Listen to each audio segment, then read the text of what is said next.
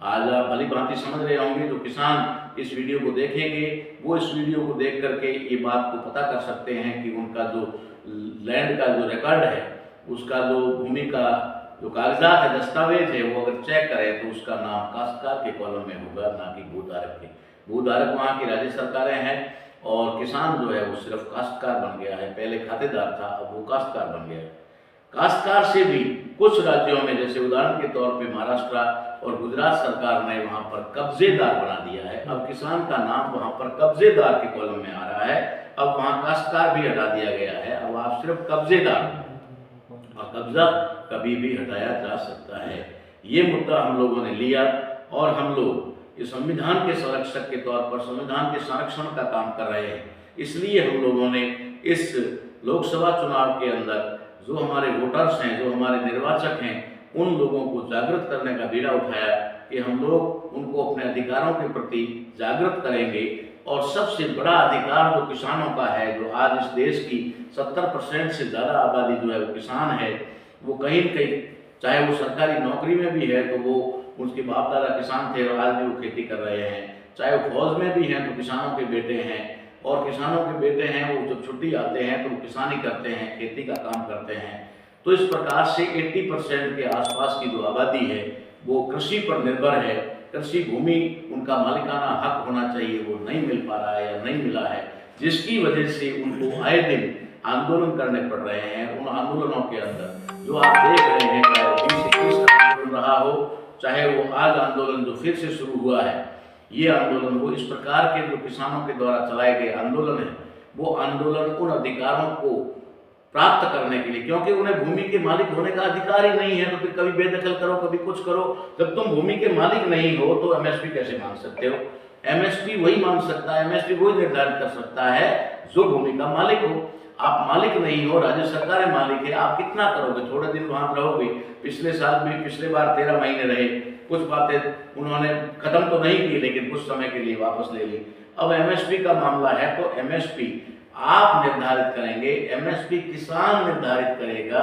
अगर किसान कृषि भूमि का मालिक बन गया, कृषि भूमि का भूधारक बन गया, तो उसकी फसल जो है उसकी कीमत किसी और को अधिकार नहीं होगा। जैसे एक इंडस्ट्री के अंदर कोई भी सामान, कोई भी प्रोडक्ट अगर बनता है तो उस प्रोडक्ट की कीमत उस इंडस्ट्री का मालिक तय करता है। यहाँ तक कि एक जूता बनाने वाला भी अगर वो जूता बनाता है तो उस जूते की रेट वो निर्धारित करता है, वो बताएगा कि मेरा बनाया हुआ जूता इतने रुपए का है। अगर एक माचिस बनाने वाली कंपनी है, वो भी ये तय करती है कि इस माचिस का रेट ये होगा, इसमें ये कीमत इसकी निर्धारित होगी। क्यों? क्योंकि वे उसके मालिक हैं, वे इसके मालिक हैं, इसलिए वे रेट निर्धारित करते हैं। हमारे किसानों का क्या हाल है? किसान के खेत में जब फसल पैदा होती है तो चाहे वो कोई भी फसल हो, और मैं एग्जांपल देता हूं कि मूंग की दाल बाजार में 100 रुपए किलो बिकती है और मंडी में मूंग 50 रुपए किलो बिकता है। ये अंतर है मालिक ना होने का और मालिक होने का। जो मालिक हैं वे 100 रुपए किलो दाल बेच रहे हैं, और जो मालिक नहीं है, किसान है, सिर्फ काश्तकार है और कब्जेदार है, वो सिर्फ अपना मूंग जो है 50 रुपए किलो बेच रहा है। टमाटर की खेती होती है, प्याज की खेती होती है, लहसुन की खेती होती है। जब लहसुन पककर किसान के खेत में होता है तो वो 54-58 के भाव बिकता है, 1 रुपये में 2 किलो के भाव बिकता है। और कभी कभी तो ऐसी स्थिति बनती है कि लोग सड़कों पर फेंक के चले जाते हैं क्योंकि उसकी कीमत उसको नहीं मिलती। लेकिन साथियों, जब वो मंडी में चला जाता है, जब वो व्यापारियों के हाथ में चला जाता है, जब वो कोल्ड स्टोरेज में जमा हो जाता है और जमाखोरी का शिकार हो जाता है, तो उसके बाद में जब मार्केट में उसकी कमी आती है तो 200 रुपये, 2 रुपये किलो वाला या 1.5 रुपये किलो वाला टमाटर 200 रुपये किलो बिकता है। जो लहसुन 5 रुपये 10 रुपये किसान के खेत से निकलता है वो 300-400 रुपये में बिकना शुरू हो जाता है। जो प्याज किसान के वहाँ से 50 पैसे के भाव से निकलता है वो चल करके 125-150 रुपये हो जाता है। ये जो अंतर है ये सिर्फ एक वजह से है, और उसका कारण मात्र एक है कि किसान को भूमि का मालिकाना हक नहीं है। वो सिर्फ जोत करता है, वो सिर्फ किसानी करता है, वो सिर्फ काश्त करता है, और काश्त करता है तो काश्तकार है। और अब तो काश्तकार भी नहीं है, काश्त वो करता जरूर है लेकिन जमीन के ऊपर वो कब्जेदार है, उसका कब्जा कभी भी हटाया जा सकता है। तो इसलिए साथियों, हमारी इस किसान के प्रति जो भी जानकारी है, किसानों को किस प्रकार से अपने हक की लड़ाई लड़नी चाहिए, क्यों भी मुट्ठी पर लोग किसानों को इतने बड़े वर्ग को दबा देते हैं, क्योंकि उन्होंने हमारे लोगों को दो पार्ट में बांट रखा है। एक तो राजनीतिक पार्ट है जिसमें हमारे लोगों के सैकड़ों टुकड़े हो चुके हैं, कोई बीजेपी में है तो कोई कांग्रेस में है। आज हम देख रहे हैं कि किसान जब सड़कों पर है तो बीजेपी से जुड़े हुए हमारे लोग, हमारे किसान वर्ग के लोग, हमारे ही भाई जो है वो उन किसानों का विरोध कर रहे हैं, या उन्हें खालिस्तानी बता रहे हैं, या उन्हें उग्रवादी बता रहे हैं, उपद्रवी बता रहे हैं। इस प्रकार के नाम दे करके वो कर रहे हैं। तो ये क्यों कर रहे हैं? क्योंकि हमें हमारे जो असली दुश्मन है उन्होंने हमें राजनीतिक पार्टियों में विभाजित कर रखा है। जो पार्टी सत्ता में होती है, जिसके समर्थक होते हैं, वो पार्टी चाहे कितना भी गलत काम करे लेकिन उसके बावजूद भी उसके समर्थक उसकी सराहना करेंगे, उसकी तारीफ करेंगे, चाहे वो कितने बड़े सत्यानाश का काम क्यों ना कर रहे हो, चाहे वो उसके भाइयों के अधिकारों को खत्म करके उन्हें मिट्टी में क्यों ना मिला रहा हो, लेकिन उसे तो वो अच्छा ही लगेगा। वो तो कहेगा कि बहुत ही अच्छा हो रहा है, बहुत बढ़िया हो रहा है।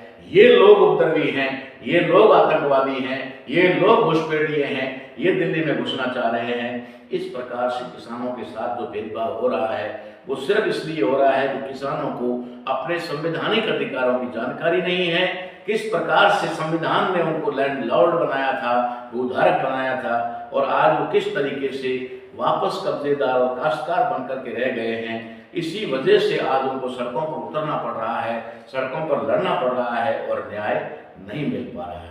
इसलिए हमारा पहले जो हमने किसान आंदोलन में संवैधानिक आंदोलन बनाने का बीड़ा उठाया था और किसान आंदोलन को संवैधानिक आंदोलन की तरफ हमने डाइवर्ट कर दिया, जिसकी वजह से सरकार को डर लगा कि अगर ये संविधान की तरफ बढ़ेगा तो हमारे लिए बहुत बड़ा नुकसान हो सकता है, ये सारे किसान संविधान समर्थक हो जाएंगे। इसलिए उन्होंने आनंद फानंद में 3 काले कानून जो बनाए थे उन्हें वापस लिया, यानी कुछ समय के लिए उसके ऊपर रोकथाम लगे।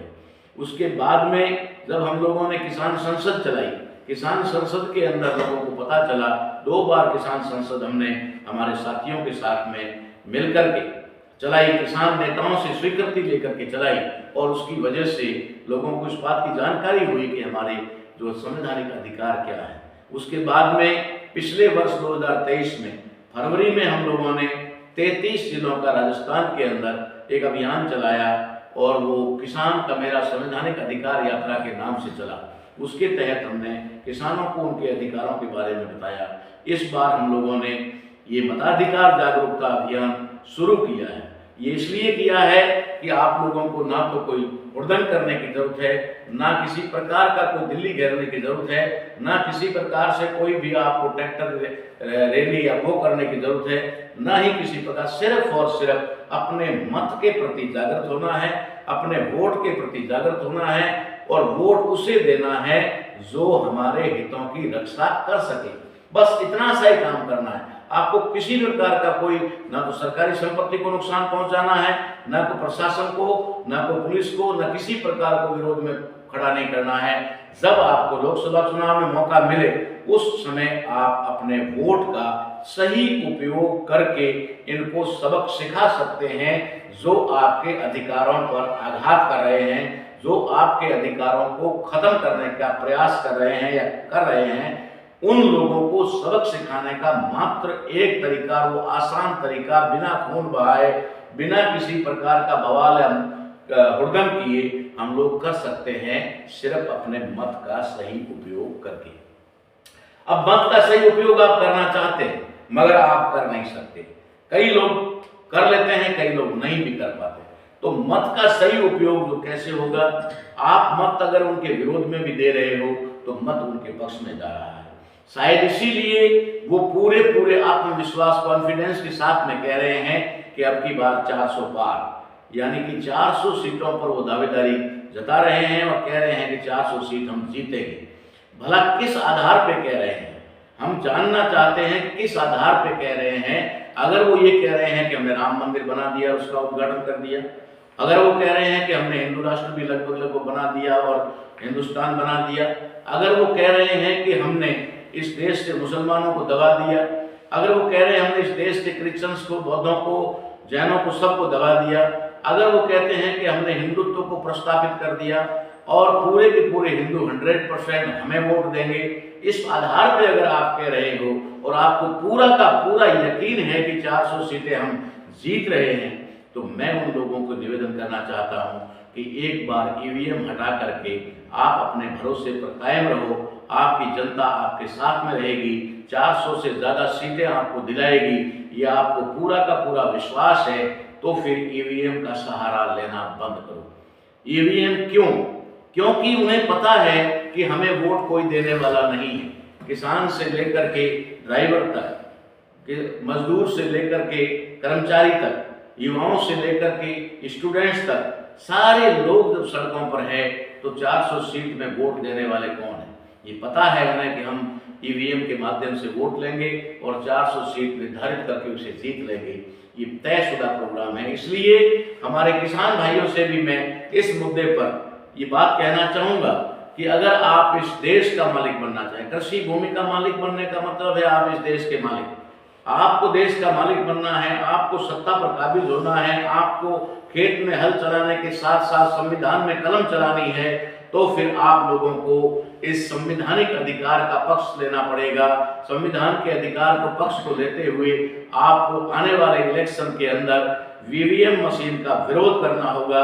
जितनी ताकत आप दिल्ली की सड़कों पर झोंक रहे हैं, जितनी ताकत आप लोग उस लोग क्या कह सकते हैं, बदमाशों के या फिर जमीन बिके हुए लोगों के खिलाफ कर रहे हैं, इतनी शक्ति, इतनी ताकत, इतना धन अगर आप ईवीएम को बैन करवाने में लगाएंगे या ईवीएम बैन करने वाले जितने भी संगठन हैं, सामाजिक संगठन हैं, उन संगठनों का अगर आप साथ सहयोग करेंगे तो मुझे पता है निश्चित तौर पे हम अपने इस एजेंडे में सफल होंगे और हम इन नकारा और स्वार्थी लोगों को, हमारे देश के गद्दारों को, दुश्मनों को सत्ता से बाहर कर सकते हैं।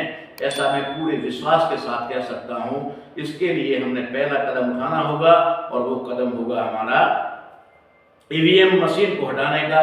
दूसरा हमारा मुद्दा होगा कि इस बार जिन लोगों ने 70 सालों में, 75 सालों में इस देश को बर्बाद किया है, वो नाम भले कांग्रेस और बीजेपी का हो, लेकिन कांग्रेस और बीजेपी दोनों के ऊपर एक वर्ग विशेष का कब्जा है, नियंत्रण है, और वो वर्ग विशेष कभी भी इस देश के मूल निवासी बहुसंख्यक समाज का हित नहीं चाहता। वो उसे हमेशा दबा करके, कुचल करके, गुलाम बनाकर रखना चाहता है, जिसमें किसान वर्ग भी आता है, मजदूर भी आता है और आम नागरिक आता है। इसलिए साथियों, आज की वीडियो में मैं आपको यही अवगत करवाना चाह रहा था और ये मैंने करवाया कि आप लोगों को अगर लोकतंत्र को बचाना है, अपने संवैधानिक अधिकारों को बचाना है और अपने बच्चों को और अपने आने वाली नस्लों को बचाना है, तो आप हमारे साथ में खड़े होकर के इस आंदोलन में, इस मुहिम के अंदर जो लोग ईवीएम बैन करवाने में लगे हैं, उनका साथ सहयोग आप तन मन धन से करें। ऐसी उम्मीद और आशा के साथ में मैं आज के इस वीडियो को यहीं पर विराम देता हूं।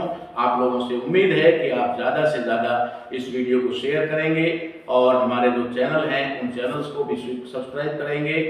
और उसका जो है, मुझे तो नहीं आता कि क्या दबाना होता है, बेल आइटम दबाना होता है, घंटी दबाना होता है, ऐसा कहते हैं लोग, लेकिन मुझे इसके बारे में ज़्यादा जानकारी नहीं है। आप लोग अच्छी तरह जानते हैं। तो इस चैनल को और हमारे वीडियो को ज़्यादा प्रमोट करने के लिए आप लोग अपनी पूरी ईमानदारी के साथ में, ताकत के साथ में काम करेंगे, ऐसा मैं आप लोगों से उम्मीद करता हूं। और हमारा मताधिकार जागरूकता अभियान जो चल रहा है, उसे आप अपना अधिकार समझ करके या फिर अपना अभियान समझ करके, क्योंकि ये मेरा अकेले का अभियान नहीं है, ये मेरे लिए नहीं है, मेरे लिए तो बहुत कुछ बाबा साहब अम्बेडकर ने दिया है और बाबा साहब अम्बेडकर की बदौलत में एक अच्छी जिंदगी जी सकता हूँ। मगर साथियों, मुझे चिंता है कि आने वाला भविष्य अच्छा नहीं है, तो वर्तमान में हम अच्छा जी करके भी क्या कर लेंगे। इसलिए आप लोगों से उम्मीद करता हूं कि आप इस अभियान में आगे से बढ़ चढ़ करके भाग लें और इसको आगे बढ़ाने का काम करें। इसी के साथ में सभी को जय जवान, जय किसान, जय भारत, जय संविधान, जय जोहार, जय भीम।